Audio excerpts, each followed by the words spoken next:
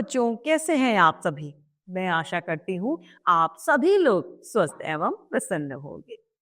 आज हम हमारा पाठ शब्द और वाक्य को पढ़ेंगे और समझेंगे। तो आइए प्रारंभ करते हैं हम हमारा पाठ। यह पाठ 3 शब्द और वाक्य। शब्द शब्द क्या है? शब्द वर्णों के मेल से बनकर ऐसा शब्द बनता है। क्या बनता है? शब्द। अर्थात हम ये कह सकते हैं कि वर्णों के मेल से बना एक सार्थक समूह ही शब्द कहलाता है। जिसका कोई अर्थ निकलता हो वह शब्द है। शब्दों के 2 भेद भी होते हैं, वो हम आगे बढ़ेंगे, सार्थक और निरर्थक। तो आइए इस पाठ को प्रारंभ करते हैं। जब भी स्वर और व्यंजन आपस में मिलते हैं तब किसी न किसी शब्द की रचना करते हैं। वर्णों का सही मेल ही सार्थक शब्द का निर्माण करता है। यहाँ पर हमें कुछ वर्ण दिए गए हैं जिनसे मिलकर शब्द बने हैं। तो आइए उसे पढ़ते हैं। यहाँ लिखा है क प्लस म प्लस ल। तो इन सब वर्णों के मेल से शब्द बना कमल, कमल, जिसका मतलब होता है एक फूल का नाम। आगे दिया है आ प्लस म, तो बन गया आम। आम जो हम सभी को बहुत पसंद होता है। वह आम का अर्थ होता है एक फल का नाम। अगर वर्णों का मेल गलत कर दिया जाए तो वह निरर्थक हो जाता है, अर्थात जिसका कोई मतलब नहीं निकलता है।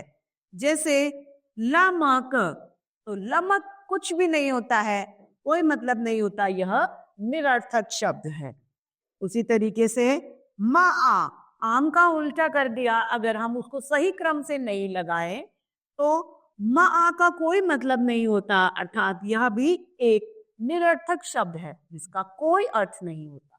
अतः कहने का मतलब ये है कि वर्णों को भी सही क्रम में लगाना अति आवश्यक है ताकि उसका कोई अर्थ, उसका कोई मतलब निकल सके। दोनों उदाहरणों से स्पष्ट होता है कि वर्णों को सही जगह पर लिखने से ही उससे बने शब्द का कुछ अर्थ निकल सकता है। अर्थात वर्णों को सही क्रम में लिखना ही बहुत आवश्यक होता है।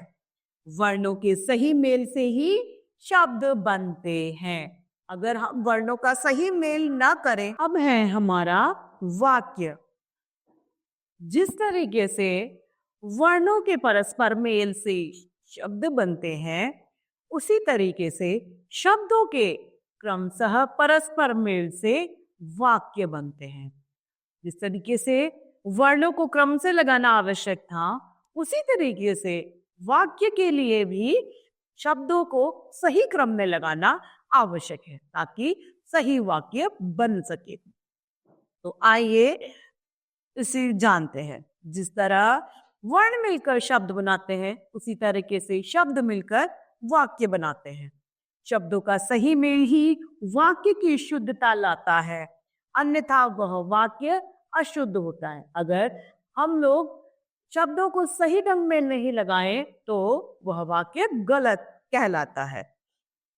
जैसे नाचता मोर है, यह गलत है। मोर नाचता है, यह सही है। शब्द वही हैं, लेकिन क्रम अलग है।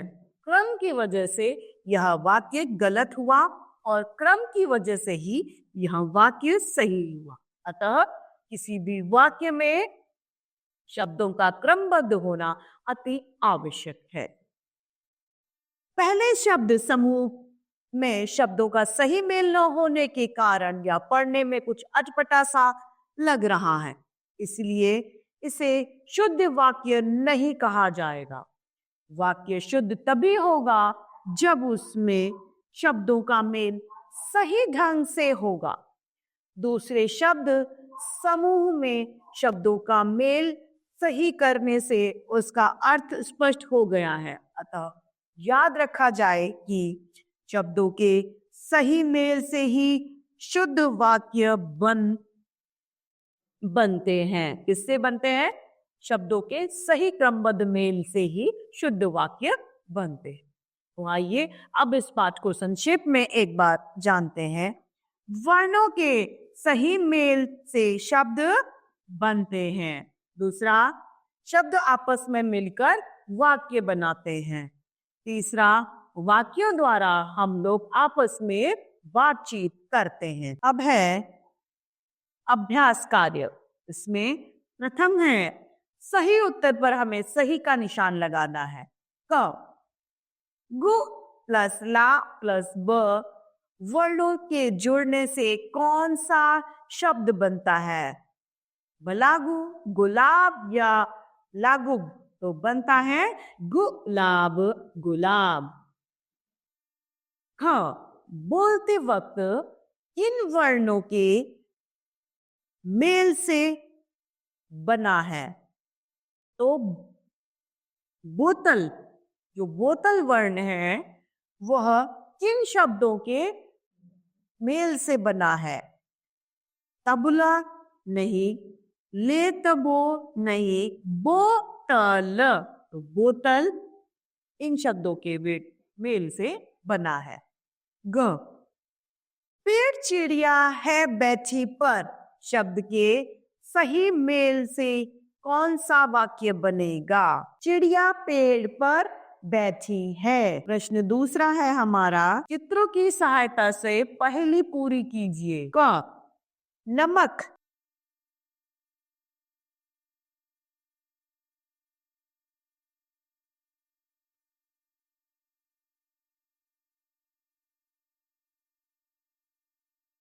कम ल कमल। इसी तरीके से पतंग, पतंग ग और ग म ला गमला। इसी तरीके से यहाँ पर ग है कलश,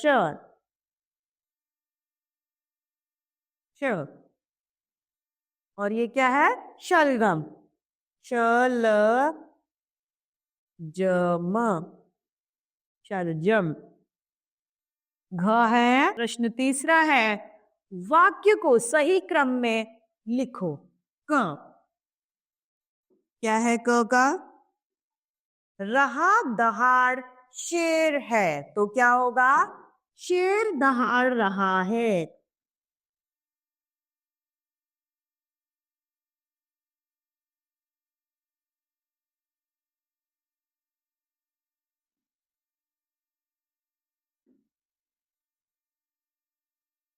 ख है अरुण है रहा पढ़, तो अरुण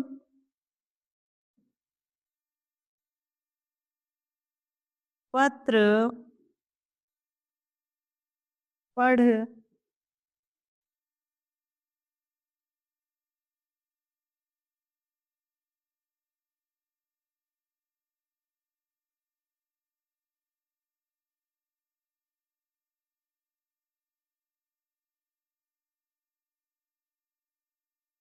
ग है उग सूरज है गया, सूरज उग गया है।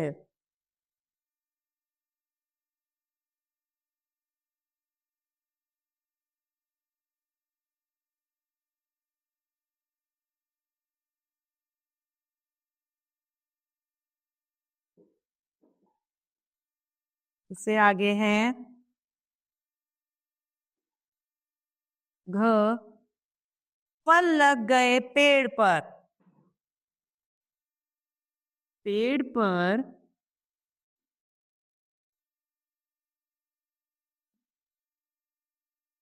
फल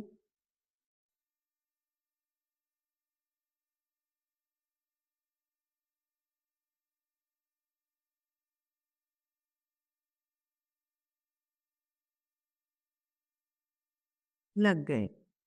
तो इस तरीके से हमारा यह पाठ समाप्त होता है। मैं आशा करती हूँ आप सभी लोगों को यह पाठ भली भांति रूप से समझ में आया होगा।